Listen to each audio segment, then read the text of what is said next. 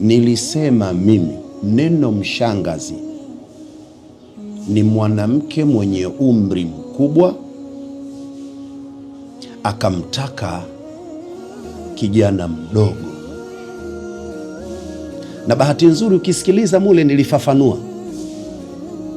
Yupo mwanamke mkubwa kama Bi Zulekha aliyemtaka Yusuf alaihi wa ala nabina afdhalus salatu wassalam. Lakini kwa sababu yeye Zulekha alikuwa na nia mbaya, Nabii Yusuf alikataa.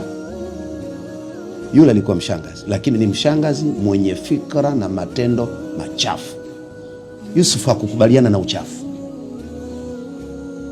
Lakini mama Khadija, yeye alikuwa ni mkubwa na ana mali, alimtaka Mtume. Mtume aliridhika kwa kuwa mama Khadija alikuwa na lengo jema. Mule ukisikiliza mule nilisema Mtume alikubali kwa sababu hakwenda kufanya upuuzi. Ili neno nililitumia. Kisikiliza vizuri.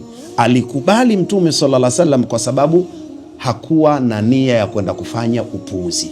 Kwa sababu nia ilikuwa njema, Mtume na akaridhia, akampenda, akakubali.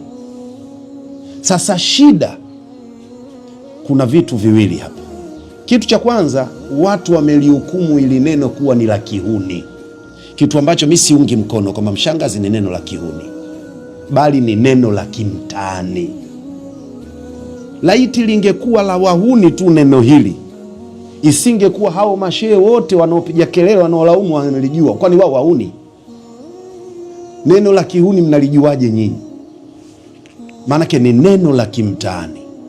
Sasa watu wasihukumu ni neno la wahuni.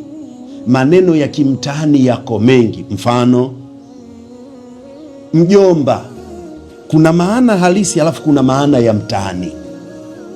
Mwenyeji, kuna maana halisi na maana ya mtaani.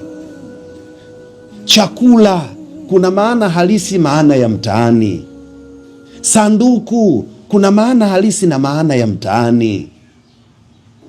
Kwa hiyo wasichanganye lugha zinazotumika mtaani zote wakahukumu ni lugha za kihuni.